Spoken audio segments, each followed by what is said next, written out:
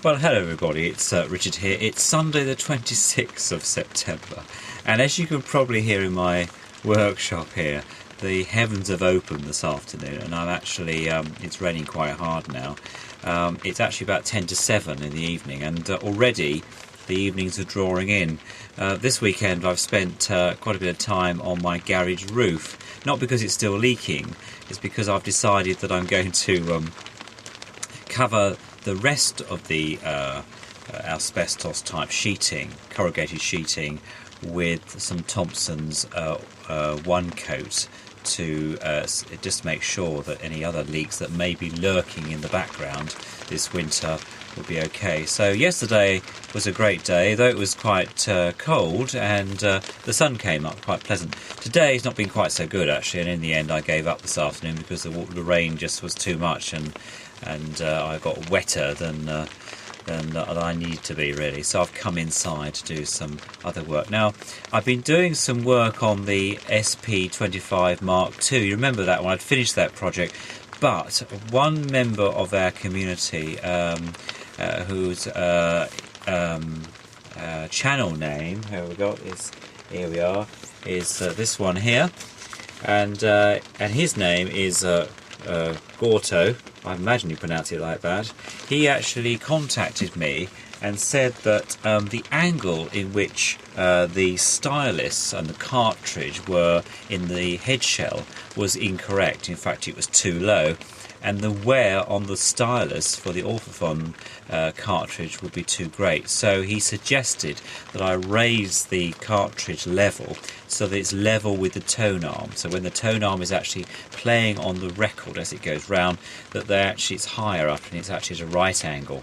And I've done that this afternoon. So what I've done here, I don't know whether you can see that, I've actually raised that up, so it protrudes a lot more now, and I've used, I think you can see that, I've used some larger screws and some washers there, which he had suggested. So thank you very much for that comment. I learned quite a lot from that. And when I looked at the Mark III, which I'm going to make a video of later, because it's now in its permanent position in my office in the main house, I'll show you that does actually protrude more. So thank you very much. Now I haven't. The interesting thing was, of course, when I did this, of course, one of the small wires that connects the channels to the down the tone arm came off, so I've had to solder that back on. But otherwise, it's working perfectly. Well, I'm sure it's working perfectly. Now, the other thing I was giving some great thought to was the turntable and the return, because on this deck it didn't work. If you remember, I gave up in the end after looking at many things underneath. I think I was looking in the wrong place, because I've discovered the answer. And the answer is actually on the inside of the turntable. I don't know if you can see that or not, but I've actually put some blue tack just to build up where the prowl, you know, there's the velocity cog and the prowl, the little thing that prowls around looking as the arm goes across, it's pushed out into the path of the revolving turntable. When it gets to the centre spindle, and the record obviously gets to the end, it picks up the arm and returns it through the clockwork system. Well, I've actually been doing some work on that, and this afternoon I've been playing around with this, and I've used some blue tack just to demonstrate this. I'm going to find some epoxy resin which I can then rub down, because if you don't get it quite right it takes off too early. So I'm going to show you that now. So what you can just see there, I don't know if you can see that under the lighting. I'll put my friend Mr. Angle Poise in there a bit more for you, but you can just see there that I've actually put some blue tack here, and so that's there. And so let me just take him off the, need to put him down again. I'm just going to take Mr. Panasonic off his perch. If I don't push the pause button, as I always say. Hopefully I won't. There we go. Just to turn this camera around. There we go. Right, where are we? There we go. So you can see there, if I put that light back on, you can see there that they've got some blue tack there, and it catches. Let me just on the inside. Actually catches, I wish I could find a camera at the angle. There we go, on the inside it just builds up. So what I'm going to do now, I'm just going to put the camera down, if you don't mind, for a few minutes. So I can't do this two-handedly, unfortunately. So there we go, I'm just going to put this down. Now you might still be able to see me.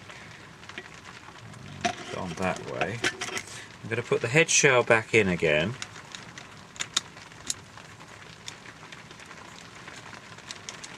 There we go. And I'm going to get one of my test records, which is an Ivor Novello. Now, this isn't actually connected to the amplifier because I've put my friend Mr. Trio away for the time being. And so I'm going to set it off. Now, if this works, it will actually... Let's bring you back over here again. If it works, then all well and good. If it doesn't work, well, I apologise in advance.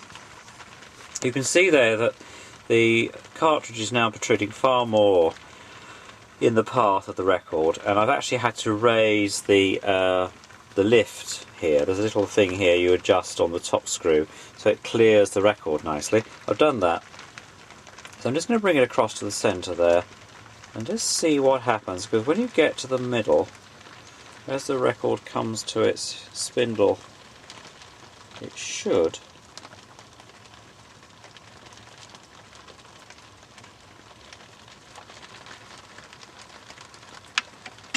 there we go. Well, that wasn't a bad timing. Don't forget this blue tack, of course, is quite soft, so it's probably the prowl has probably pushed it away by now. We'll do another one. I'll just do another one just to show that it does work. Obviously, I wouldn't. This is just experimental at this stage to get the theory right, because I came up with some ideas that I had a feeling about this. I'm gonna. Oh, there we go. Working. There we are. That's the second time. So I think that proves that I've solved the problem, and if it works on this one, I'll then have another go on my friend Mr. Goodsoul, because he had the same problem several years ago now. I never really got to the bottom of it. Now, through these two decks, I've actually worked it out better. So let's just see. Whoops. Now, the reason that it's done that is because obviously the blue tack's moved and it's interrupted the prowl too much, so it's kicked back on the deck there. But the theory is done. And I think you agree with me that, you know, once I've got that, I'm going to probably use some express repair stuff here. I've had this line. I've repaired gramophone sound boxes with this. When the backs, amongst metal as they're made of, as I call it, is broken. I've used that successfully, one or two sound boxes, and it seems to be quite good. So there we go. Anyway, thanks for watching, and obviously a follow-up, part 2 will be following. Speak to you all very soon. Bye bye.